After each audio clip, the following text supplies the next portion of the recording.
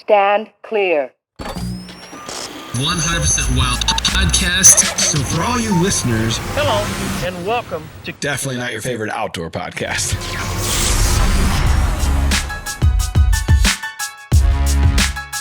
What's up, everybody? Welcome back to another episode of the Drury Outdoors 100% Wild Podcast, powered by DeerCast. This is episode number 330. I am one of your co-hosts, Tim Chelsvik. I'm the other one, Matt Drury, and today we have another in-studio guest, Mr. What? How'd you spell his name? Let me get this correct. Mr. Parents Battin III, Esquire. Otherwise known as Perry Battin. Yep, that's me. I like that name. Are you saddled in? We aren't even a minute into this podcast, and he starts busting on the saddle. You got the button joke in. He got the saddle joke in. I think we're even. Bring them all out. Man, he's loaded for bear. That's right. So we had 2 weeks in a row where we had an in-studio guest, and the week before that we did our Not Jeopardy edition of the show. We're on a roll. We are on and the week before that, I think, Kurt was in from Working Class. So yeah, we are on a roll. The fun thing is, like, we're all getting excited. Deer season is like on the horizon. We can actually see it right now. I'm going to go drop some trail cams this weekend. I'm excited to see what may be walking around. Yeah, it's still a little early for me, Yep. and I do have a couple out, but they were more like security cameras that I've just left out on a piece, and we do have some encouraging signs, the barn buck and another deer that we're looking forward to seeing what he grows into. So I want to hear about Perry, because this is the time of year where you guys don't put cameras out until August, really, right? Yeah, for sure. We just started feeding some analogics early because of the drought we've had, but now we're catching rain. So we put a few cameras out just to see what was running around. They're not super developed yet, so not fully know what we got. I mean, definitely some big-headed deer walking around, some mature deer, but starting to put out some analogics to help the drought and, kind of in a lull period, if you will, where all of our crop fields are planted and sprayed now, and then we'll pick up green fields here in a few weeks. Yeah, so it's the calm before the storm, because once you guys get into planning, how many food plots are you guys, how many green plots are you putting in? It's got to be around 30 fields. Yeah, and if you don't, and these aren't quarter-acre plots. I mean, some might be, but majority are pretty big food plots. I would say we average acre and a half across the span. I mean, we definitely have some, half-acre stuff, and then we definitely have some 2-3 acre stuff. Yeah. So enjoy this couple weeks before the grind nuts. begins. Yeah. It gets crazy for a minite. Because really, once you guys start planning, is also the time where you start getting heavy into putting your cameras out, right? Yep. We'll probably put cameras out here in about 2 weeks, analogics, and then all the reconics for summer inventory. And then it'll be a week or two later, we'll start greenfields. I'm curious just how much your trail cam inventory influences your stand placement, or do you guys have stand placements pretty much figured out based on the history of the ground that you're on? Pretty much all there already via history, but definitely we just picked up a 334. Oh. So we'll have to figure some stuff out on that. We're already designing a new plot there, and we already put a blind up, so it might need to be adjusted, but definitely on most of the spots, history repeats itself. Yeah. But we're always dialing in and I guess, fine-tuning things as they come along. That phrase, history repeats itself, did you make that up, or is that something you've heard before? Because it's good. Yeah. I didn't make it up. Oh, okay. Just hit him. You're close enough. I don't want to knock the turkey off the wall behind him. That's Scott's turkey. I don't think so, Tim. Okay, so you mentioned you've gotten all the plots you currently have in. You got them sprayed, right? Yeah. So a little birdie told me this morning, I was on a call with somebody. He said that you should ask about the $20,000 drone he just crashed. Yeah. So we borrowed a drone from a very nice individual who let us borrow a drone. We had two cornfields that had some weeds coming underneath the corn because we were in a drought for so long and corn was kind of stagnant height and the weeds were coming under. We've gotten rain, the corn's gotten taller, but the weeds are still competing. Well, the only way to spray it right now is with a drone because you can't drive over it. The corn's too tall. So we borrowed a drone, and I felt confident And Any what story that happened starts like was- that. Darren and I got the drone, got everything figured out. We kind of had a half day to fly. How big is this drone? If all the wings and everything are folded out, take up the truck bed. Holy cow. Yeah, it's a big drone. It holds 5 liters of fluid. Liter of cola. What? A liter of cola. So Darren and I figure all this out. We get it in the air at Mark's house. You know, I put a grid on a field and just put water in. It sprays fine. It does great. Okay. And so we had 2 fields of spray. And so the next day we go grid one of those out. And once you GPS around the field, the drone literally makes its own grid system on the controller. Wow. You pick a home station to where it can land and you can refill and re-battery. It goes in the air. And it sprayed 3.9 acres on the grid. I'm like, this is great. So it's dummy proof. Yeah, sure. Jeez. And Comes into the studio to do a podcast. Anyhow. And so it has to go through this field gap to spray another acre that's connected to this field. Well, the field gap's probably 30 yards, 35 yards wide, and there's trees, but it wasn't any tighter than where we took the drone off from. Mm-hmm. Well, it's going to fly into that gap. It gets to the center of it and just loses its mind and literally stops midair. The controller's speaking Chinese to me, and I'm like, oh, crap. So Do you not know Mandarin? I don't. So I flipped the drone over to manual mode so that I can manually fly it myself back to me. Flip it over to manual. I abort the grid system that it's on, and it's sitting there hovering, and I push the remote to come towards me because I can see myself in the screen of the drone on the remote. I hit the button to come forward. It falls straight out of the sky. What? You're killing me, Small. It was the eject button? Abort. I guess. Dang. Yeah. So how high was it? 9.8 feet. Oh. I guess it was just such a heavy... Yeah, well, it had, 5 liters of spray chemical, so that's, So when it fell to the ground and you saw this is your fault. Yeah. How'd you feel about that? Well, honestly, there's probably some footage, maybe, because Darren was filming a piece of this. Huh. So We might see it in Deer Season 23. I was really just like, did this just happen? And then I'm in my mind, I'm like, okay, who's buying a new drone? Do you think Mark doesn't pay me enough to cover this? Hey, honey, you know the trip we're supposed to take? Yeah.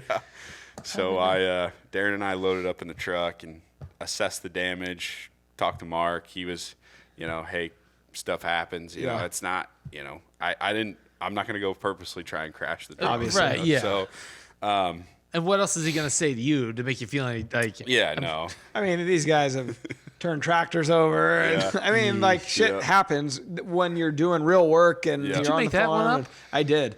And what can you do about it? As long Yeah. as everybody's safe and, Yep. that's the main thing. Everyone was good. So we got the parts ordered. We're going to get it fixed, and it'll be all right. So it's salvageable. Yeah. Okay. Yeah. So it So turned just out they it was blow like up. $800 worth of parts. $800 in parts. Kind of got lucky, I guess. Got real lucky. Yeah. So Well, Scott flew a drone into a tree a few years back. Yeah, we were looking for a deer I shot. like a drone like this big. yeah, big difference. Oh, yeah. He had to climb up into the tree to get it. We were looking, it was still on. We didn't know where it went, and it was still on, and we ended up finding it because he was looking at the screen on his phone, what it was videoing on the ground, and we walked around until we found the area that it was videoing, and we looked up, and there it was. Here I am. We Wade was flying a drone on a Lucille recovery deer. Tracker John was there, and Mark wanted a shot of the dog working through this big timber bottom because it was real open, be a cool shot. And Mark and I'm filming Mark. We're going, Tracker John, dog's working. The drone's over us. We can hear it. All of a sudden you hear... Mark looks at me, he goes, did he just fly that in a damn tree? I was like, yeah. Yeah. Didn't he hit a electric line or a pole or I something think so, as well? yeah. Prior to me working there. Yeah. My son Bo got a toy drone for his birthday last year, and I was out in the front yard. was like, "Here, son, let Daddy figure this let thing me show out." you how to wreck So this. I get it up, and it just like I push the sticks forward. It flies directly into the neighbor's gutter like it was on a mission, and then got stuck there. Kamikaze. I felt like a kid again, having to go to the neighbor and say, My Carl, drone got stuck in your gutter. Can I get a ladder and get your gutter? Yeah. Stuff So, happens. Point is, drones aren't as easy as we made them sound in the No. podcast That's right. before this one. No, Yep, definitely leave it not. up to the pros. Well, these guys are supposed to be the pros. Amateur, pro-am. Yeah. Yeah, everyone has their days. Well, so what else? You guys don't have a lot of tree stands out, so you're not really having to go adjust or trim lanes and a few sets, but not a ton. Yeah. I mean, we go to every box blind we have every year, sweep it out, clean the windows inside and out. Wasps, they love them. Probably go through 24 cans of wasp spray a year in the summertime. So that's, we're not trimming lanes. I mean, some blinds need lanes trimmed to shoot, but that's a job in itself to go to. I saw something the other day where you and Wade were out and you had the skid steer with the Vail implement and you had a box blind. Was that the new piece you were talking about? Yeah, the new farm. Because you guys took down a bunch of, I guess, took a chainsaw in as well and you felled a bunch of trees down that center gap, or what was that? Or is it all Vail? You took the Vail through all Vail, that? yeah. We mowed out a big spot. It was all just brush and just overgrown cedars and stuff, and carved out almost an 8 acre and a quarter up on this big ridge, and then put a scent proof there. So that Vail looks pretty awesome. oh, beautiful. You can do so much with that piece of machinery in very little amount of time. What's the biggest size tree it'll take down? I mean, as long as it's not like a hard mash tree, like a solid oak or hickory or something, I would say, probably 14 inches. Take your time. Man, Yeah. it's impressive. I mean, it's fun to watch because they'll do the time lapses on these, wherever they're carving something out. It is fun to watch them carve out a piece of, it might be a new food plot, it might be access. Yep. It's interesting the level these guys can go take it to, and it is next level. We did one on that plot itself, and time lapse, drone shots, everything of carving that out and doing that project. So yeah, pretty neat. That'll show up somewhere. Sweet. So outside of that, I mean, what's going on right now? You're like I said, we're just kind of in between. Or? I'm about to go on vacation. Heck yeah. Checking out. Yes. Get it in. No, but honestly, like stand blind maintenance, all that stuff, and I just did some tractor maintenance. Cleaning out the drill, switching from, soybeans into doing green fields. So, there's other things, a lot of maintenance stuff to be able and prep to when the time comes, everything's ready to go. Yeah. So. How many hours, when you guys start planting your green plots, like how many hours will you run a day, or will you run day and night, or like how do you guys do it? Normally, if we've got everything prepped like we like to have it, Wade and I'll run 3 or 4 days straight, sun up to sundown, and in front of a rain. So 3 or 4 days we can normally get everything in the ground. So you plant last year, no rain. You replant, no rain. You replant, Yeah. really not much of anything. Yeah, we replanted the third biologic winter grass at the end there. And What time of the year was that? By the time you replanted the third time, I think, were you running into September? Yeah. Mid to late. yeah, I think Missouri's bow season was already open. Yeah. And we were planting some stuff. Yeah, and Or you it was know, just prior to. plus watering some Oh, yeah. spots if you could. And, Yeah, over 100,000 gallon mark last year watering. yeah. It was 150ish, I believe. So when you're doing that, are you filling up a big water tank you got on a trailer? Because Yep. I know like Forrest and Terry, he bought, found Truck. an old truck, Yeah. fire truck, water tank or We whatever. have a tank that's bolted to a 18-foot trailer. I think it's 1650 gallon. And then I have a pump on the back of the trailer bolted to the trailer also with all the hoses we need so we can back up to a pond, or we have a fill tank at our main building.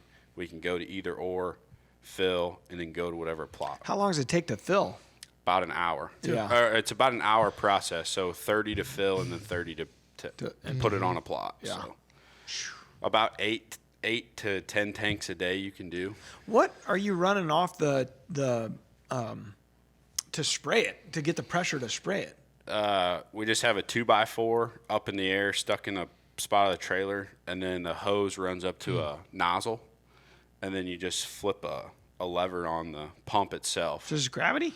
What do you mean? So Like- where are you like getting for the pressure? power. Yeah, for power. The Oh, pressure. the pump Yeah. pushes it out. Okay. Yep. But you like a car battery or something? The No, pump. gas. Yeah, it's a Right, motor. That part, Yeah. gas. Gotcha. Yeah. Well, how big's the pump? That's what I'm saying. That's a great question. 5 horse maybe. 5 horse pump.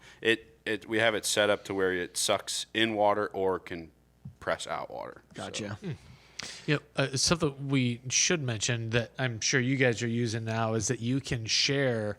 Like we live on range stations right now, just watching to see what's coming. And DeerCast. In DeerCast, yeah. So you can, like in the past, you could share waypoints, but now you can share range stations. You Share can it all. share food plots. You can Yeah. share pretty much anything you can drop on a map. Now in DeerCast, you can share with other people. And we're working to hopefully, within the next month or two, have it to where you could share, if you got a farm, you could share a list of all the things instead of having to do one by one. We know that's a pain in the butt, but we're Yep. working towards fixing that. But Yep. yeah, range station, we've actually, if you haven't updated your app, and I need to. Yeah. it's updated range stations for you. It's going to make it easier for you. So Gotcha. it's and we got another kind of couple fixes coming Yeah, out soon. it's exciting. So, yeah. Heck cool yeah. stuff. Yep. Okay. So when do you guys start? Like, when do you expect to start seeing shooters? When you start putting together your list of here's where when the mature deer start showing up. I would say we'll put cameras out either next week or the following, so 2 weeks from now. They'll stay out for 2 weeks, and then we'll pull our first round normally mid-August. Okay. So they're normally about peaked out by then. So What's the mix, like percentage wise, of regular trail cameras versus cell cams? summer inventory is all regular Reconics. Yeah. And then cell cameras get implemented, once we get close to You hunting honing time. in. Yeah. Makes sense. So how many cameras? That's a lot of for the inventory process. I would say inventory, I don't even know, probably 60, 70 cameras. Yeah, across several thousand acres, across 2 states. Two across, states, yeah. This isn't just Yep. 2 farms and. And then during lot the season, we're 160 to 180 cameras probably. Yeah. Wow. Yeah. But man, seeing it up close and personal when I went up there last year, these guys are very efficient. Yeah. With the intel coming in, Yep. and I have trouble deciding where to go between 2 farms or whatever. That's like where should I go? These guys are maybe it could be 10 farms they're choosing Yeah, for between sure. or whatever, and Different scale. they're very efficient at using the intel from the that came through overnight and then making the decision for that afternoon hunt. For sure. It's fun to watch in person. And it's multiple cameras per plot. Like, say we have a food plot and there's a fence gap here, scrape tree, and then like a known hub scrape. Yeah. We have a camera on every one of those And spots. will you change the settings? And if so, what is a scrape setting different than? yeah, very long a funnel. delay. Yeah. Yeah. And then on a fence gap, shorter delay. Multiple deer coming through at the same time. So, yeah, I mean, everybody thinks like, how do you run so many cameras? Well, if you go to one food plot, that food plot could have 5 cameras on it. So, but you might have a mature deer that gets up out of a bed and only hits a hub scrape. He doesn't walk through the gap or come to the scrape tree. So you got to know if he's there or not. What's the weirdest thing you've ever seen on a trail camera? The weirdest thing? An elk. Oh, Yeah. in Iowa? And Missouri. Oh, really? Yeah. Probably an elk. We've never had any. Could have been. Yeah. It wasn't. We've had it 2 now. We had a cow the first year I started, and then we had a bull last year, I think. Was there like a high fence place? I think around one got somewhere? out, yeah. Or a Okay. herd got out of a fence somewhere, and they're still out. out and about. Oh, having a good time. We've never seen them in person, which is odd because of how often we're hunting Sure. or on the farms. But, The Roman. yeah, they're there. That's interesting. These guys, it's almost as if, because Mark will have quite a few guests that come through. And so they got Perry Wade and Mark, but they also have production guys like Carson and, this year, Bryce, I assume. So Yep. they're filming almost always three guys are hunting at almost all times. Yeah, we almost always 2 crews. And then once the guests start coming in, and say Taylor comes in for a stretch, or Terry and Forrest might come up, like it's really about like an outfitter. Yeah, sometimes the year to that extent of how many people are coming in and out to hunt, and their success rate of getting people on deer is really very, very high, like close probably to 100%, I'd say. Pretty close. It's up there. Yeah. Definitely. So that intel, and it may seem astronomical and like a lot, but it's really run like an outfitter from the perspective of the numbers game. I got to have a lot of camera. We got a lot of dirt. Yep. Some own, some lease, and we got they might have 10 guests through the year come through there. Yeah, That'd depending on the years. Yeah, probably counting you guys. I don't know, but there's Yeah. a lot of people. I mean, they'll fill 20 tags probably. Oh yeah, yeah. So it's a lot of production that comes out of it. Different kind of operation. It really is. Than what we do. It's fun to watch, but It's it's 24/7 up there. It's still fringe hobby / work for us. Yeah, in between the gaps. Yeah. Yeah, it's every day. I mean, depending on, we normally designate out, like Wade might take Missouri cameras, and then Mark and I split Iowa or whatever, whoever's looking at however it lays out. But every morning you wake up and you go through X amount of pictures, and we all have a shared album, and then we kind of decipher, kind of organize them from there. So I'm curious what the biggest aha you've had, like something that you wish that you knew back, because you've been a hunter for a long time, but before you started Drury Outdoors, what if just the scale that you're working at right now, what do you wish you would have known back then when you were hunting on your own? food plot structure. Oh. Instead of just planting a food plot, like everybody can go out and plant a big clover field, big bean field, whatever you want to plant. I mean, if you want to do it, you can do it. But the structure of like, hey, we got an acre plot. We're going to 2-product this, half acre in beans, half acre in radishes, close to your standard blind. Sure. So that it's a dual season plot. You can hunt early season on the radishes with a bow.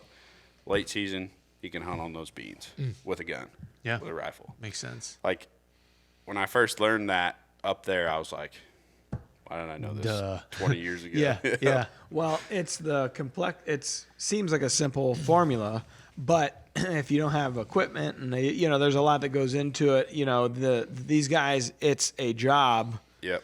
And Mark is the king, and Terry, these guys are the kings of food plot architecture, and getting a deer to go kind of the way they want them to go. That's only been learned over 15, 20 years of them doing it. Blessed to learn it from who I learned it from. So it's a quick process to catch up, because you get thrown right to the wolves with these guys. Yeah, for sure. I mean, the first time somebody Wade ever talked about what we were doing, well then, 2 months later or a month later, you see it happen. You see the results and how it works. So it's, learning it and then doing it very quickly. So, and on a large scale, huge scale. It's not like you 30 did fields a year, once or twice, and then you had to relearn it the next year because you forgot. It's 30 And there's a different times level 3 of because you pressure. replant it. I mean, the health of the company depends on these food plots, and the strategy of bringing deer to you. Yep. Yeah. Is just it's different than what a lot of people do. Yeah, Wade and I did. This year we did 127 acres. I think we did 67 of corn, 60 of beans, and then we'll have 30-ish green fields. So Man, that's a lot of planting. that's just what Wade and I cover. So Because you guys, Mark has some farms where farmers. yeah, we do have some stuff. big cash rent row crop. Yeah. Just too big for us to handle. I mean, Yeah. 100+ acre fields. So Yeah. Man. I'm also curious about how you guys figure out what bucks who is going to try to kill or who's going to try to hunt what deer. I get that question a lot, and honestly, it's never like. I mean, if there's a 200, obviously we know That's that you? Mark Drury is Oh. going to kill the 200 because Drury. he is the owner of the farm, right? Kinda makes sense. He is the boss. But other than that, I don't. If there's a specific deer that somebody's wanted to kill, through the years or had a bone to pick or history with, that's just kind of their buck, I would say. And then there's a lot of, I mean, I'm not picky by any means. If Mark's like, hey, mature deer, you want to go hunt them? I'm like, yeah, let's go. Sure. You know, so, and that's last year, the deer I killed in Iowa, old ancient deer that we hadn't seen the entire year, knew him from years prior, walked into our life and shot him that evening. So, but as far as like, we sit down and go, oh, you get this one and you get that never happens. But that also isn't how Mark and Terry operate. You're never asking for anything. No, it's whatever, hey, happy to be here. I'm thankful to be here. Exactly. And they reward the guys that work their butts off. Yeah. If mature deer walks out, mature deer dies. That's just so. End of the day, we're just trying to produce great quality content on video. Also a big thing, if we have a deer that comes out and doesn't, footage is bad, camera light's bad. That if you watch the Heartbreak series that just came out, we had a deer 5 minutes ahead of legal shooting light that I could have killed, but camera light was out, and so we didn't shoot the deer. So there's a lot of instances of that happens too. So unfortunately, the deer's not alive anymore. Oh, really? You didn't watch the Heartbreak series, I Tim? did. I skimmed it. I skim a lot of our stuff. Skimming in the saddle. Well, that doesn't make sense. You'd shoehorn that in. All right. Well, should we jump into the real wild clip, It's Tim? wild. Is and it? this is actually a clip that I shot Oh, gosh. here very recently. Real This wild is clip powered by Silencer Central. the biggest wild whitetail ever found. It's the Missouri monarch. Look at that. That's wild, you said? Yeah, it was Was it? found dead. 333 inches. Where at? Here over by Bush Wildlife. Oh, wow. Did he get hit by a car?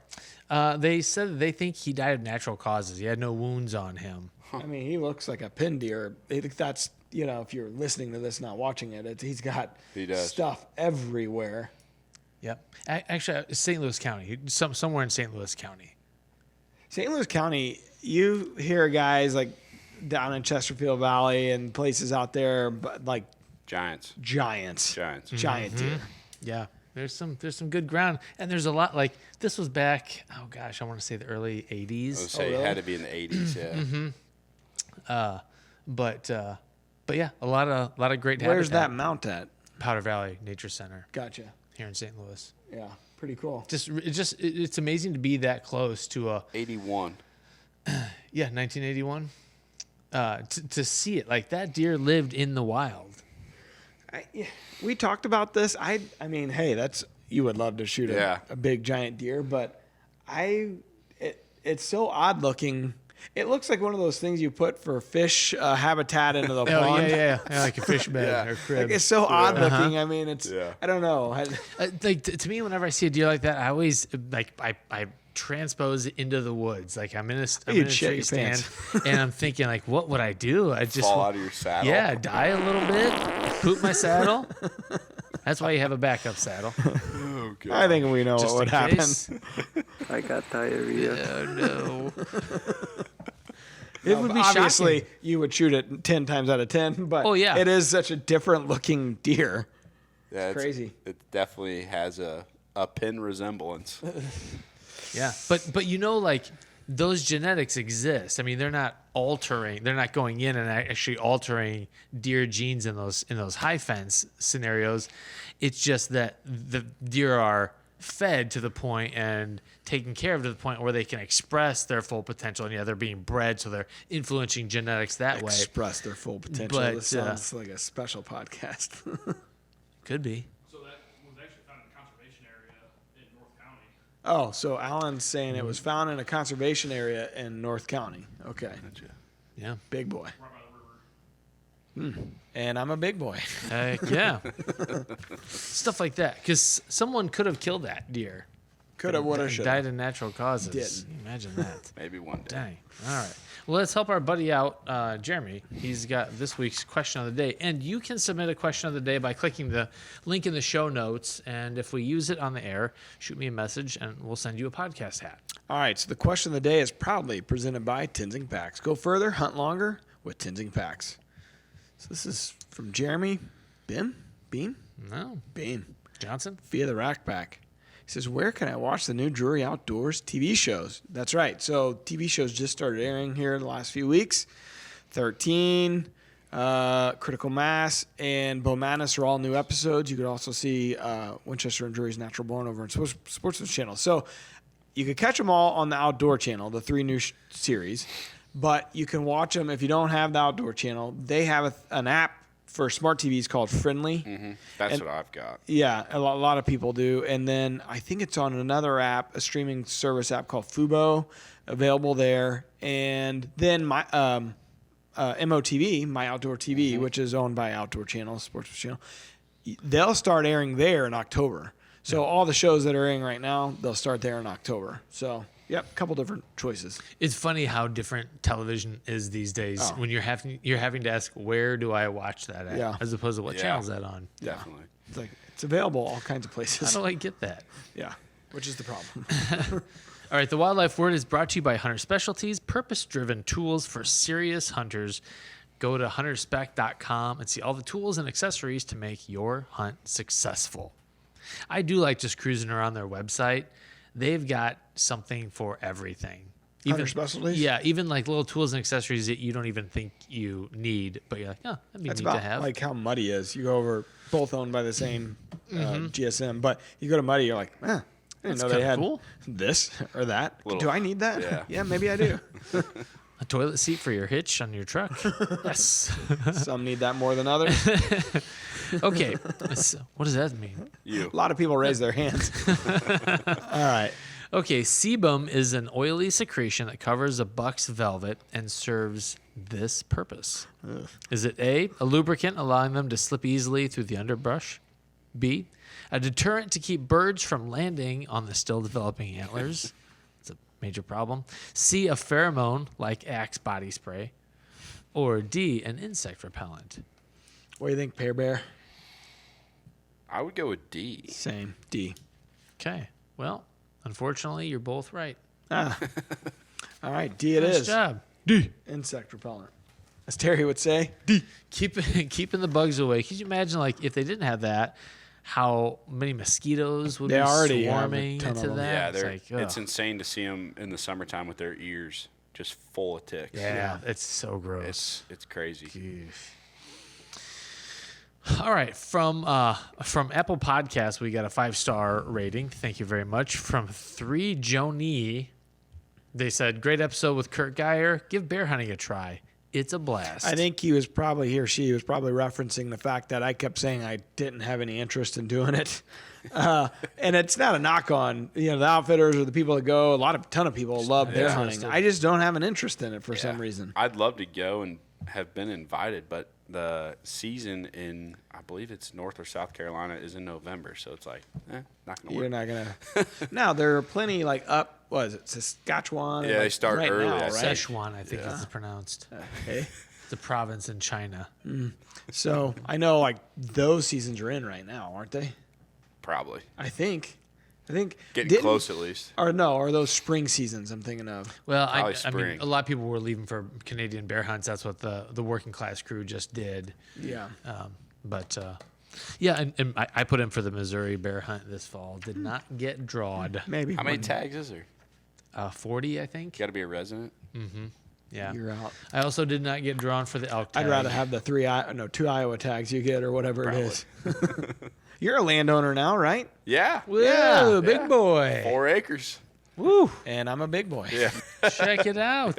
So Just that's ask- a future home site? Yeah. Yep. Congratulations, man. Thank you. Working on that process now. That's pretty cool. Things are very expensive. Yes, especially Yeah. right now. Yeah. Yeah. So.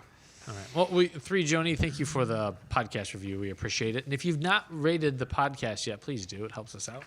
We don't know how, but it does. Someplace, somehow, some way. Someone cares about that rating. Yeah. I don't think we get anything but 5 stars, right? Maybe a couple, Yeah, I mean, Jerks. I don't think there's a middle ground with our podcast. either 1 or 5. Yeah, these more guys fives don't know than what they're ones. talking. These guys aren't Mark and Terry. Where are Mark and Terry at? Boy, they're going to be disappointed in life. They're not here. They're expecting you and I to be like Mark and Terry. Ain't gonna happen. Nope. Do you have cats? I wish. Can't What? afford them. Ask me about cats. Yep. Forgot to change that from our last show with Mike. All right. It's a good show. All right. So the final piece of this puzzle, of this fantastic show that you've been a part of today, that you drove 40 minutes from. Yeah. You should write out the mileage. From the hometown. All right. So every week we welcome new people into the Rack Pack. The Rack Pack is a Facebook group that we have for people who listen and watch this. Harry is a Rack Pack He's member. an active member. Yeah. Yeah. I appreciate that. Actively persecuting me. I like to see what you guys are doing. Yeah. You're one of them few. So every week I read off a bunch of names Tim supplies. Every week I butcher them. Every week there's a fake name I have to sniff out. All right, so we got Bob Albert, Scott Kuhn, Carter Rudd, Jaron Johnson, Danny Nash, Andy Selje, Micah Robbins, Terry Ron, Kurt Kruger, Michael Stinkelmeyer. I'll be honest, there's not a clear-cut front runner for the fake name. I mean, Michael Stinkelmeyer could be it, but maybe he's from Wisconsin or A lot of Stinkelmeyer's up in Wisconsin. You don't know? Yeah. It could be. Let's see. Kevin Fartling. Do you make these fake names? Who knows where they come from? Are any of these names, do they feel fake to you? Jaron Johnson? Sorry, Jaron, if you're real. Andy Selje? I don't know. Who is this? It just really makes me happy that we're questioning people. Like someone's listening right now. Like I'm real. I'm a real person. We get that in the Rack Pack. They're always like, I'm real, guys. I'm real. Like, sorry. All right. The job is to find a fake. I would say the last one. Michael Stinkelmeyer. Yeah. Well, sorry. Oh, Michael Engelmeyer was our guest in the podcast before. Right. He I got and it. Tim have a got problem with each other, so Tim called him Michael Stinkelmeyer. You got a problem with you people? No, you're gonna. I got a lot of problems with you people. He was a fun guest. Yeah, he is fun. $200 is $200. I hope you have a good time on your vacation. Man. Yeah. You've earned it, Yeah. and you're maybe. gonna earn it Well. here pretty quick. Just quit wrecking drones. I'll be okay. Don't fly them. You don't wreck them. Hey, yeah, you know what? You're off drone duty now Yeah, for good. So I'm off drone. there you go. Maybe run a tractor into a ditch. You won't have to drive a tractor again. That's not. That's what you Can do. we not? Yeah. Come on, don't put that on me, Ricky Bobby.